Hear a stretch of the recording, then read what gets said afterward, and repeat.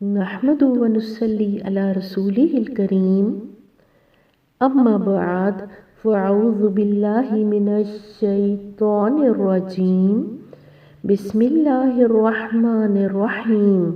تفسیر سورہ البقرہ آیت نمبر 254 سے۔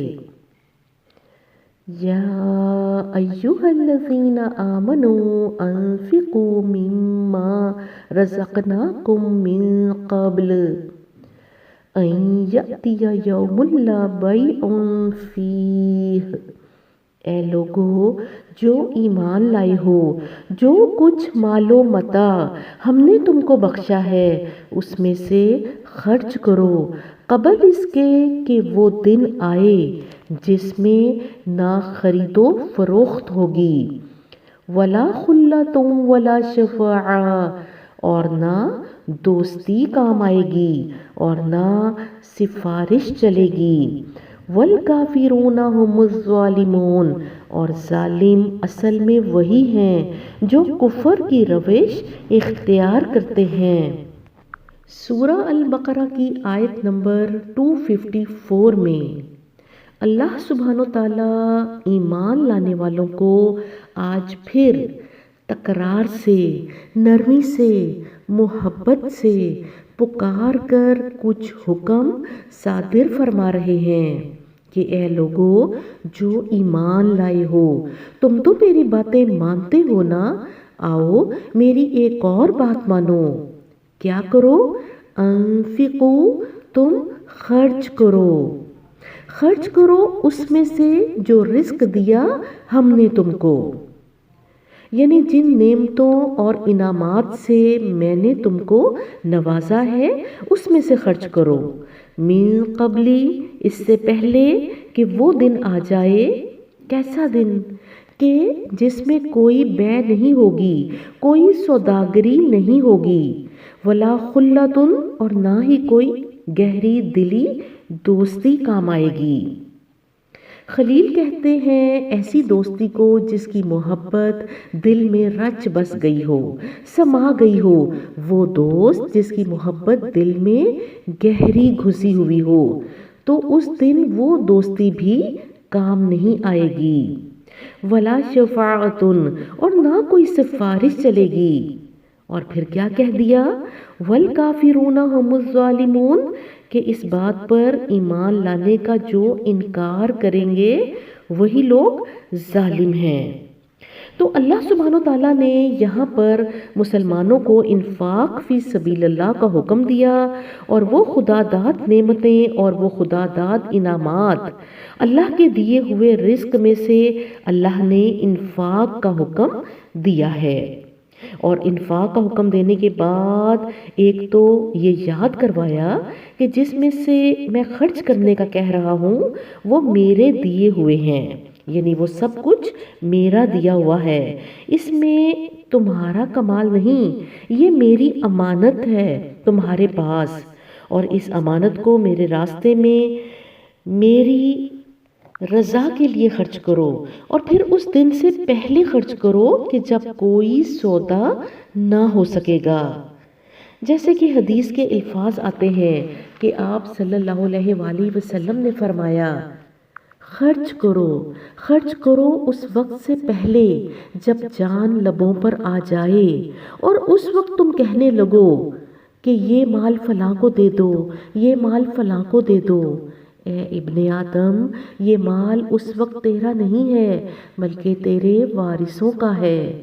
تو گویا یہی تصور قرآن میں بھی اللہ سبحانہ تعالیٰ فرما رہے ہیں کہ اس دن کے آنے سے پہلے خرچ کرو کہ جس دن مال تمہارا نہیں تمہارے وارثوں کا ہو جائے گا۔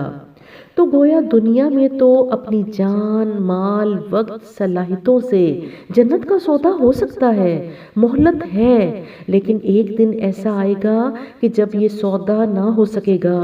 تو اس دن کے آنے سے پہلے کہ جب رب کسی کے ساتھ جنت کا سودا نہیں کرے گا، اس سے پہلے اپنے مال، اپنی نعمتوں کو اللہ کی راہ میں خرچ کر کے سودا کر لو۔ حدیث میں آتا ہے، آپ صلی اللہ علیہ وآلہ وسلم نے پوچھا یہ امت کا فقیر کون ہے؟ اور پھر آپ صلی اللہ علیہ وآلہ وسلم نے فرمایا، میری امت کا فقیر وہ ہے کہ جس کے پاس بہت سا مال ہوگا۔ ہم تو فقیر اس کو کہتے ہیں نا کہ جس کے پاس مال نہیں ہوتا، لیکن نبی پاک صلی اللہ علیہ وآلہ وسلم نے فرمایا کہ میری امت کا فقیر وہ شخص ہے کہ جس کے پاس بہت سا مال ہوگا، لیکن وہ اس مال کو راہ للہ خرچ کر کے اپنے لیے صدقہ جاریہ نہیں بنائے گا۔ کیونکہ حدیث واضح طور پر بتاتی نظر آتی ہے کہ جب انسان فوت ہو جاتا ہے تو اس کے عمل کا سلسلہ منقطع ہو جاتا ہے، صرف 3 اعمال اس کے ساتھ جاتے ہیں۔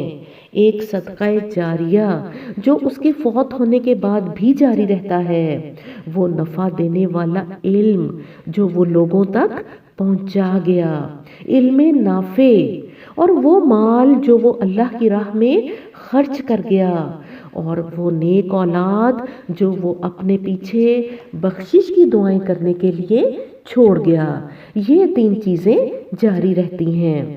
اسی لیے کہا جا رہا ہے کہ اپنی مہلت زندگی میں یہ 3 چیزیں اپنے لیے جاری کر لو۔ والعصر ان الانسان لفی خسر، ویسے بھی انسان خسارے میں ہے، زندگی کی مہلت گزرتی جا رہی ہے، اور اے انسان تو کشاں کشاں اپنے رب کی طرف چلا جا رہا ہے، تو اس سے ملاقات کرنے والا ہے، تو اس ملاقات سے پہلے رب کے ساتھ سودا کر لو۔ ایک دن ایسا آئے گا کہ آدمی اپنے ماں باپ، اپنے بچوں، اپنے بھائی بہن، اپنی بیوی سے بھاگے گا، تو اس دن جس دن سلم سلم نبی پکاریں گے، دنیا میں تو سفارشوں سے بچ جاتے ہو نا، تو اس دن کوئی سفارش کام نہیں آئے گی۔ اللہ سبحانہ وتعالیٰ اس آیت کے ذریعے ہمیں اس دن کی حقیقت کو سمجھنے کی توفیق عطا فرمائے۔ ربنا ظلمنا انفسنا وَإِن لَّمْ تَغْفِرْ لَنَا وَتَرْحَمْنَا لَنَكُونَنَّ مِنَ الْخَاسِرِينَ۔ آگے آیت نمبر 255 پہ آ جائیں۔ اللہ لا الہ الا ہو الحی القیوم، اللہ وہ زندہ جاوید ہستی جو تمام کائنات کو سنبھالے ہوئے ہے، اس کے سوا کوئی خدا نہیں ہے۔ لا تأخذہ سنۃ ولا نوم، وہ نہ سوتا ہے اور نہ اسے اونگ لگتی ہے۔ لہ ما فی السماوات وما فی الارض، زمین اور آسمانوں میں جو کچھ ہے اسی کا ہے۔ من ذا الذی یشفع عندہ الا باذنہ، کون ہے جو اس کی جناب میں اس کی اجازت کے بغیر سفارش کر سکے؟ یعلم ما بین ایدیہم وما خلفہم، جو کچھ بندوں کے سامنے ہے اسے بھی جانتا ہے، اور جو کچھ ان سے اوجھل ہے اس سے بھی وہ واقف ہے۔ وَلَا يُحِيطُونَ بِشَيْءٍ مِّنْ عِلْمِهِ إِلَّا بِمَا شَاءَ، اور اس کی معلومات میں سے کوئی چیز ان کی گرفت ادراک میں نہیں آ سکتی، الا یہ کہ کسی چیز کا علم وہ خود ہی ان کو دینا چاہے۔ وَسِعَ كُرْسِيُّهُ السَّمَاوَاتِ وَالْأَرْضِ، اس کی حکومت آسمانوں اور زمین پر چھائی ہوئی ہے۔ وَلَا يَئُودُهُ حِفْظُهُمَا وَهُوَ الْعَلِيُّ الْعَظِيمُ، اور ان کی نگہبانی اس کے لیے کوئی تھکا دینے والا کام نہیں ہے، بس وہی ایک بزرگ و برتر ذات ہے۔ سورہ البقرہ کی آیت 255 آیت الکرسی کے نام سے جانی جاتی ہے۔ اس کی فضیلت کے لیے حدیث کے الفاظ موجود ہیں۔ آپ صلی اللہ علیہ وآلہ وسلم نے فرمایا، ہر چیز کی ایک کوہان ہوتی ہے، اور قرآن کی کوہان ہے سورہ البقرہ، اور اس میں ایک آیت ہے جو تمام آیات کی سردار ہے، اور وہ آیت ہے آیت الکرسی۔ اللہ، اللہ دو حروف سے مل کر بنتا ہے، ال اور الہ، دا اونلی الہ۔ ویسا نہ تو کوئی الہ ہے اور نہ معبود ہے، وہ واحد الہ ہے۔ گویا اللہ ہی کے لفظ میں توحید کا معنی اور مفہوم پنہاں ہے۔ اللہ ہی کا لفظ اس کی وحدانیت، اس کی صفات واحد کو ظاہر کرتا ہے۔ لا الہ الا ہو، یہ افضل ذکر ہے۔ آیت الکرسی کا ابتدائی حصہ ہے اور مسلمان کے ایمان کا ابتدائی اور لازمی جز ہے۔ آیت الکرسی میں ابتدا میں ہی اعلان کر دیا گیا کہ میرا معبود اللہ کے سوا کوئی نہیں، اس واحد الہ کے علاوہ میرا کوئی معبود نہیں۔ میں نماز پڑھوں گی، روزہ رکھوں گی، زکوٰۃ دوں گی، حج کروں گی، صدقات دوں گی، جہاد کروں گی، صرف اس کو راضی کرنے کے لیے، اس کے احکامات کے مطابق، اس کی حدود و قیود کے مطابق، اپنی دنیا کی ناموری کے لیے نہیں، اپنی شہرت کے لیے نہیں، اور نہ ہی دنیا کے فائدے سمیٹنے کے لیے، بلکہ محض اپنے رب کی رضا کے لیے اور محض اس کی اطاعت کے لیے میں اس کی عبادت کروں گی۔ لا الہ الا اللہ، میرا معبود اس کے سوا کوئی نہیں۔ قل ان صلاتی ونسکی ومحیای ومماتی للہ رب العالمین، یہ ہے لا الہ الا اللہ، اور میں اطاعت بھی اس ذات واحد کی کروں گی۔ میں اپنے نفس، اپنے گھر، اپنے معاشرے، اپنی برادری اور اپنے ملک کے قوانین کی اطاعت صرف اس وقت کروں گی جب تک وہ اس الہ کے احکامات کے مطابق ہیں۔ اگر ان میں سے کسی دائرہ کار کے احکامات میرے اصل معبود کے احکامات سے کلیش کرتے ہیں تو میں لا کہہ کر باقی تمام اطاعتوں کی نفی کر کے اطاعت صرف اپنے رب کی کروں گی۔ اور اطاعت کس کی کروں گی؟ الحی القیوم، جو ہمیشہ سے زندہ ہے اور ہمیشہ قائم رہنے والا ہے۔ گویا معبود واحد ہونے کے لیے اللہ کی ایک لازمی صفت، پہلی صفت جو آیت الکرسی سے پتہ چلتی ہے کہ اس کو ہمیشہ سے ہمیشہ تک ہونا ضروری ہے، یعنی معبود واحد الحی القیوم، یہ نہیں کہ وہ کسی دور میں ہو اور کسی دور میں نہ ہو، یعنی 18ویں صدی والے تو اس کی اطاعت کریں لیکن 19ویں صدی میں وہ نہ ہو۔ تو معبود واحد ہونے کے لیے عقیدہ توحید کی صفات سے آراستہ ہونے کے لیے رب کو حی القیوم ہونا ضروری ہے۔ رب واحد کی اگلی صفت لا تأخذہ سنۃ ولا نوم، اس کو نہ اونگ نہ تھکاوٹ ستاتی ہے، نہ اس کو نیند ستاتی ہے، یعنی وہ الہ، میرا مالک، میرا رازق، میرا معبود، میرا رب، میرا رحمان، میرا رحیم، وہ ساری کی ساری کائنات کی نگرانی کرتا ہے۔ تو یہ الہ کی اگلی صفت ہے کہ اس کے لیے یقین رکھیں کہ وہ مجھے دیکھتا ہے، سنتا ہے، جانتا ہے، میرے حالات، میرے رویوں سے باخبر ہے۔ لہو ما فی السماوات و ما فی الارض، اب الہ کی اگلی صفت کیا ہے کہ اس زمین و آسمان میں جو ساری چیزیں ہیں وہ اسی کی ہیں، مالک الملک ہے، وہ احکم الحاکمین ہے۔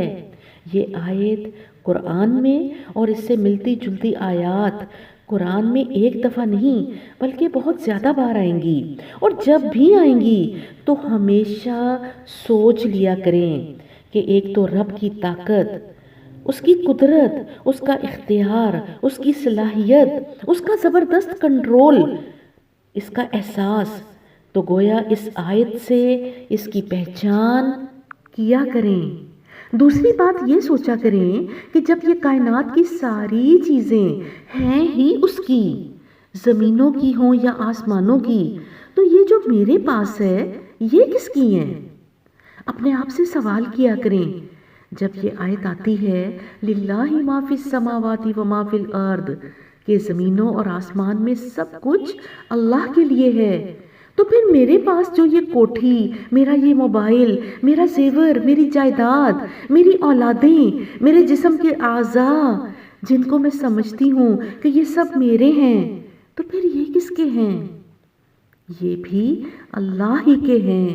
یہ تصور اپنے اوپر غالب کر لیا کریں کہ اللہ نے جو چیزیں میری ملکیت میں دی ہیں یہ کچھ وقت کے لیے ہیں، لیکن اصل میں یہ چیزیں اس مالک کی ہیں، اور یہ سوچ کر رب کی خدا داد نعمتوں پر شکر کیا کریں۔ جس نے دی ہیں، جس نے نوازی ہیں، اس کا شکر کیا کریں، اور شکر کے ساتھ ساتھ دعا بھی کیا کریں۔ اللہم انی اعوذ بک من زوال نعمتک، اللہ میں نعمتوں کے زوال سے پناہ مانگتی ہوں، تیری ہیں، تو نے دی ہیں، تو جس وقت چاہے لے لے۔ لہٰذا یہ تصور قائم کرنے کے بعد ایک تو شکر کریں، اور جس نے دی ہیں اس کا ذکر کیا کریں، اور پھر اگر وہ دینے کے بعد لے لے تو پھر اپنے آپ کو صبر پر آمادہ کیا کریں، کیونکہ لہو ما فی السماوات و ما فی الارض کیا ہے یہ کہ میری تو تھیں ہی نہیں، اس نے دیں، اس کا ذکر، اور تکبر، گھمنڈ، تفاخر کی نفی، غرور کی نفی، اور راضی برضا، تو یہ تو اس کا فضل کہ اپنے قبضہ قدرت سے کچھ دیر کے لیے تو فیض یاب ہونے کے لیے دے دیں، مجھے کچھ دیر کے لیے سکون اور راحت پانے کے لیے فراہم کی، تو صبر کے لیے بھی اپنے آپ کو تیار رکھا کریں۔ اور جب بھی یہ آیت آئے یہ اصول اپنے ذہن میں دہرا لیا کریں۔ اللہ سبحانہ وتعالی ہمیں ایمان کی ثابت قدمی دے، اور قرآن پر تفکر اور تدبر کرنے کا طریقہ بھی سمجھا دے۔ آگے دیکھیے، من ذا الذی یشفع عندہ الا باذنہ، کون ہے جو اس کے پاس شفاعت کر سکتا ہے سوائے اس کے حکم کے۔ یہاں پر شفاعت کا تصور اور شفاعت کا عقیدہ سمجھایا جا رہا ہے۔ اللہ سبحانہ تعالیٰ نے پہلے اپنی ذات کی پہچان کروائی، پھر اپنے اختیارات کی پہچان کروائی، پھر اپنی صفات کی پہچان کرائی، پھر اپنی قدرت، اپنی طاقت، اپنی وسعت اختیار کی پہچان کرائی۔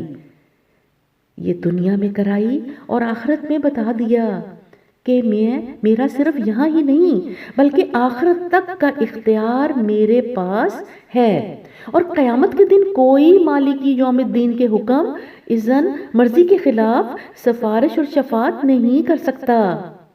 سفارش، شفاعت صرف اور صرف اللہ باذنہ، اللہ کی مرضی، اللہ کے اذن، اللہ کے حکم اور اس کی اجازت کے ساتھ ہوگی۔ اللہ جس کو اجازت دے گا، جس معاملے میں دے گا اور جتنی دے گا، وہی سفارش اس معاملے میں وہ سفارش اس معاملے میں اتنی ہی کر سکے گا۔ اللہ نے سفارش اور شفاعت کا حق بھی اپنے پاس رکھ لیا۔ مختار کل تو رب ہی ہے نا، اور پھر اللہ نے آگے بتایا کہ یہ سفارش اور شفاعت کا اختیار اپنے پاس رکھا کیوں ہے؟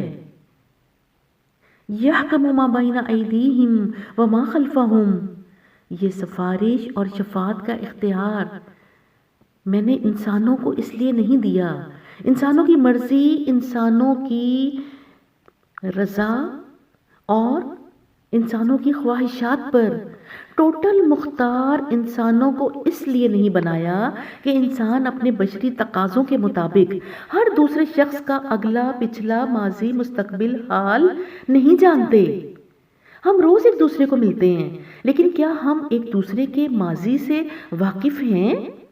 یہاں تو ایک ماں بچے کے حال، ماضی، مستقبل سے واقف نہیں ہے۔ تو اللہ نے یہی بات سمجھا دی کہ یہ سفارش اور شفاعت کا معاملہ بھی میں نے اپنے اختیار میں اس لیے رکھا ہے کہ انسانوں کو اگر سفارش کے معاملے کا اختیار دے دیا جاتا تو وہ جس کی سفارش کرتے وہ کیسے کر سکتے تھے؟ وہ تو اس کا اگلا پچھلا کچا چٹھا نہیں جانتے۔ میں عالم الغیب ہوں، میں اگلا بھی جانتا ہوں، میں پچھلا بھی جانتا ہوں، میں علیم ہوں، میں سمیع ہوں، میں خبیر ہوں، میں بصیر ہوں۔ اس لیے سفارش کا حق بھی میں نے اپنے پاس رکھا ہے۔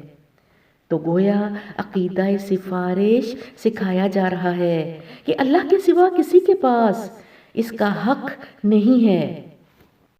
اس لیے عقیدہ سفارش کا درست ہونا انتہائی ضروری ہے۔ سفارش کون کرے گا، کس کی کرے گا، کس معاملے میں کرے گا، کب کرے گا اور کس حد تک کرے گا، یہ سب کا سب اللہ کی مرضی اور اللہ کے کنٹرول میں ہے۔ وہ یہ اختیار اپنے نیکوکاروں کو، اپنے صالحین کو، پیغمبروں کو، نبیوں کو، رسولوں کو، شہیدوں کو، حافظوں کو، اللہ اپنے اذن، اپنی مرضی سے یہ اختیار دے گا، لیکن فیصلہ سارا اللہ کا ہوگا، اور وہ اللہ کے نیکوکار پسندیدہ بندے اللہ کے اذن اور حکم سے کسی کی سفارش کریں گے جس کو کہ اللہ بخشنا چاہے گا۔ اس کے لیے سفارش کا پروانہ کسی کو دے دیا جائے گا اور اس کے وسیلے سے اس کی سفارش کر کے اس کا بخشش کا معاملہ صادر فرمائے گا۔ فیصلہ اللہ ہی کی طرف سے ہوگا، حکم اذن اللہ کا ہوگا، لیکن کچھ کو عزت دینے کے لیے یہ معاملہ قیامت کے دن کیا جائے گا۔ وَلَا يُحِيطُونَ بِشَيْءٍ مِّنْ عِلْمِهِ إِلَّا بِمَا شَاءَ، اور تم اس کے علم کا احاطہ نہیں کر سکتے سوائے اس کے کہ جو وہ چاہے۔ اللہ علیم ہے۔ علیم وہ علم رکھنے والی ذات واحد ہے جس کا علم مبالغے کی حد تک ہے، جس کا علم پرفیکٹ ہے، کمپلیٹ ہے، جس کا علم ہر شعبے میں مکمل ہے، جو اپنے علم میں کسی اور پر ڈیپینڈنٹ بھی نہیں ہے، کسی اور پر انحصار نہیں ہے، خود سے خود اپنے علم کو حاصل کرتا ہے، اس کا اپنا ادراک ہے اور اس کا علم ہمیشہ سے ہے اور ہمیشہ تک رہے گا۔ اللہ اپنے علم میں خود مختار ہے، لیکن انسان اپنے علم کے لیے اس رب کے اوپر ڈیپینڈنٹ ہے۔ انسان اس کے علم میں سے صرف اتنے کا احاطہ کرتا ہے جتنا وہ رب چاہتا ہے۔ انسان کے علم کا مقابلہ اللہ کے حوالے سے کیا ہے؟ کسی نے حضرت موسیٰ علیہ السلام سے جب پوچھا کہ سب سے زیادہ صاحب علم کون ہے تو انہوں نے کہا میں۔ اللہ سبحانہ وتعالیٰ کو یہ جواب ناپسند ہوا۔ حضرت خضر کی طرف حصول علم کے لیے بھیجا گیا۔ اب یہ دونوں صاحب علم ہیں، خدا داد علم ان کے پاس موجود ہے۔ اور جب یہ کشتی پر سوار ہوئے تو ایک چڑا آیا اور کشتی کے کنارے پر بیٹھا اور اس نے اپنی چونچ سمندر میں ڈالی۔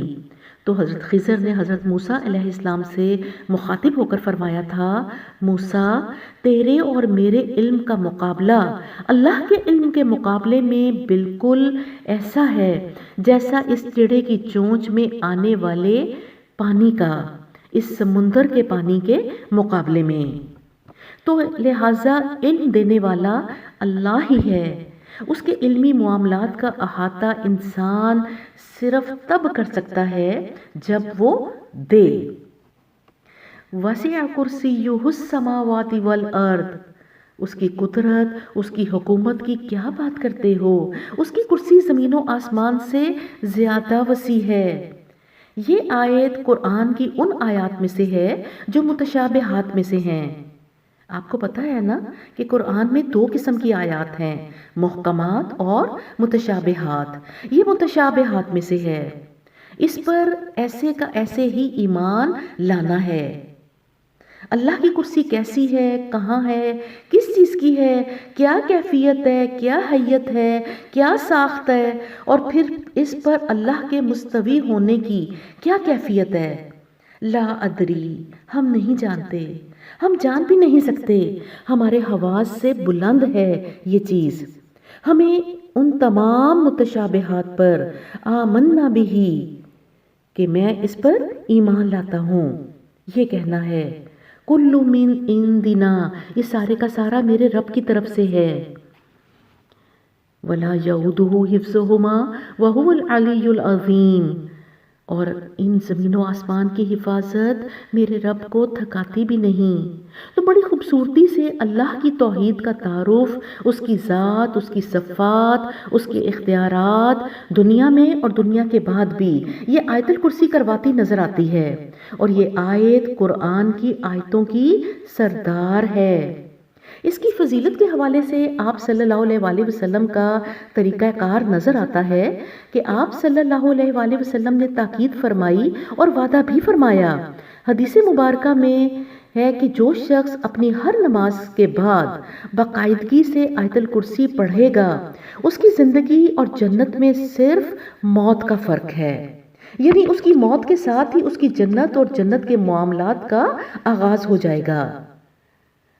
آپ کو پتا ہے نا کہ کچھ لوگوں کی قبر جنت کے باغوں میں سے باغ بنا دی جاتی ہے، کچھ لوگوں کو قبر میں ہی جنت کے لباس اور جنت کے بچھونے اور ان کی قبر میں جنت کی کھڑکی کھول دی جاتی ہے۔ تو اس سے حدیث کا مطلب واضح ہو گیا کہ ان کی زندگی اور جنت میں موت کا فرق ہے۔ یہ ہے آیت الکرسی کو نماز کے بعد باقاعدگی سے پڑھنے کی فضیلت۔ اور آیت الکرسی جس چیز پر پڑھ دی جائے، دم یا پھونک مار دی جائے، تو وہ حفاظت کرتی ہے، شیطان کے فتنوں، شیطان کے نقصان سے حفاظت کا ذریعہ بن جاتی ہے۔ واقعہ آتا ہے حضرت ابو ہریرہ رضی اللہ عنہ سے، میں اس کا مفہوم آپ کے ساتھ شیئر کرتی ہوں۔ حضرت ابو ہریرہ رضی اللہ عنہ فرماتے ہیں کہ آپ صلی اللہ علیہ وآلہ وسلم نے مجھے صدقہ فطر کی حفاظت پر مقرر کیا۔ صدقہ فطر یعنی غلہ اور اناج وغیرہ تھا۔ تو کیا فرماتے ہیں کہ آپ صلی اللہ علیہ وسلم نے مجھے صدقہ فطر کی حفاظت پر مقرر کیا۔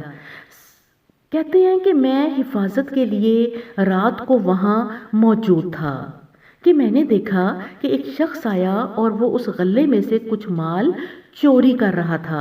میں نے اسے پکڑ لیا تو وہ رونے دھونے لگا، اس نے مجھ سے معافی مانگی، درگزر کی درخواست کی، تو میں نے اسے چھوڑ دیا۔ حضرت ابو ہریرہ رضی اللہ عنہ فرماتے ہیں کہ اگلے دن صبح جب میں رسول اللہ صلی اللہ علیہ وآلہ وسلم کی خدمت میں حاضر ہوا تو آپ صلی اللہ علیہ وسلم نے مجھ سے پوچھا کہ کیا پوچھا کہ ابو ہریرہ تیرے چور کا کیا معاملہ ہے؟ حضرت ابو ہریرہ رضی اللہ عنہ کہتے ہیں کہ میں نے ساری داستان سنا دی۔ آپ صلی اللہ علیہ وسلم نے فرمایا ابو ہریرہ وہ پھر آئے گا، اور وہ کہتے ہیں کہ اگلے دن میں پہلے سے زیادہ ایکٹیو اور ہوشیار ہو گیا۔ میں نے کہا کہ آج تو میں ضرور ہی پکڑ لوں گا اور نبی صلی اللہ علیہ وآلہ وسلم کے حضور پیش بھی کروں گا۔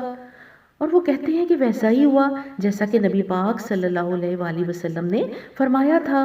وہ چور پھر سے آ گیا اور پھر جب چوری کرنے لگا تو ابو ہریرہ رضی اللہ عنہ نے اسے پھر پکڑ لیا، لیکن اس نے پھر سے بہت التجا کی، درخواست کی، اور اس نے اپنے بیوی بچوں کی بھوک اور افلاس اور اپنے پکڑے جانے پر اپنے بیوی بچوں کا واسطہ دے کر التجا کی۔ تو ابو ہریرہ فرماتے ہیں کہ میں نے اس کو چھوڑ دیا، مجھے اس پر رحم آ گیا۔ اگلے دن پھر وہی معاملہ ہوا کہ آپ صلی اللہ علیہ وآلہ وسلم نے پوچھا ابو ہریرہ تیرے چور کا کیا معاملہ ہوا؟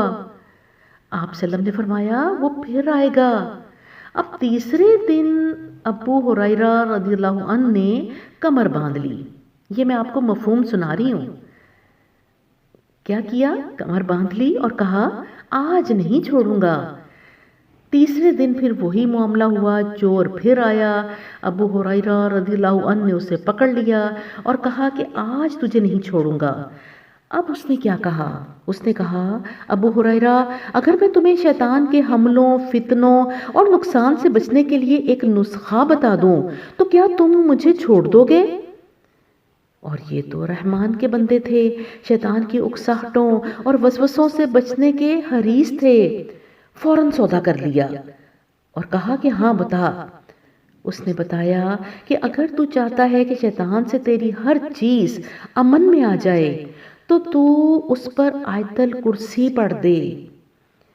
اگلے دن جب رسول اللہ صلی اللہ علیہ وآلہ وسلم نے پھر پوچھا تو حضرت ابو ہریرہ رضی اللہ عنہ نے معاملہ بتایا کہ اس نے مجھے ایک نسخہ بتایا ہے کہ شیطان کے فتنے اور شیطان سے محفوظ رہنے کا طریقہ یہ ہے کہ تو اپنی ہر چیز پر آیت الکرسی پڑھ دے تو وہ شیطان کے فتنے اور حملے سے امن میں آ جائے گا، محفوظ ہو جائے گا۔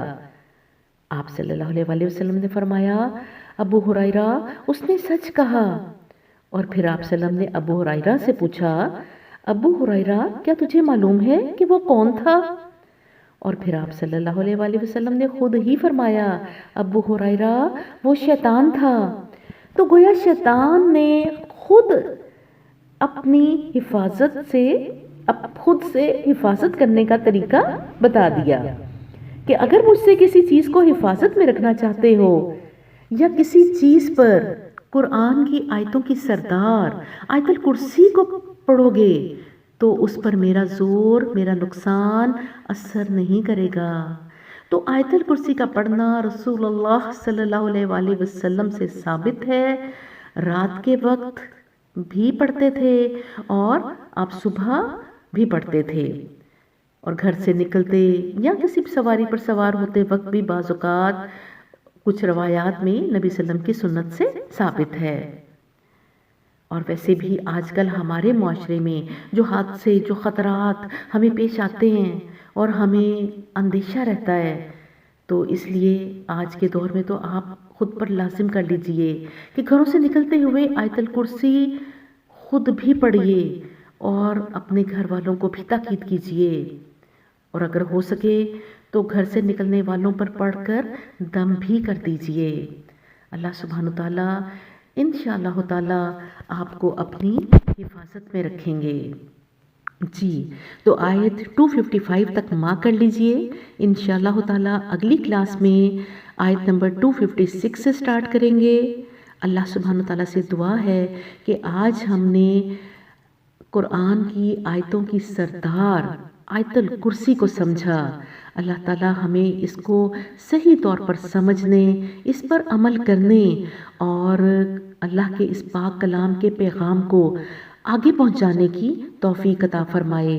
ربنا لا تزغ قلوبنا بعد اذ ہدیتنا وہب لنا من لدنک رحمہ انک انت الوہاب۔ آمین ثم آمین۔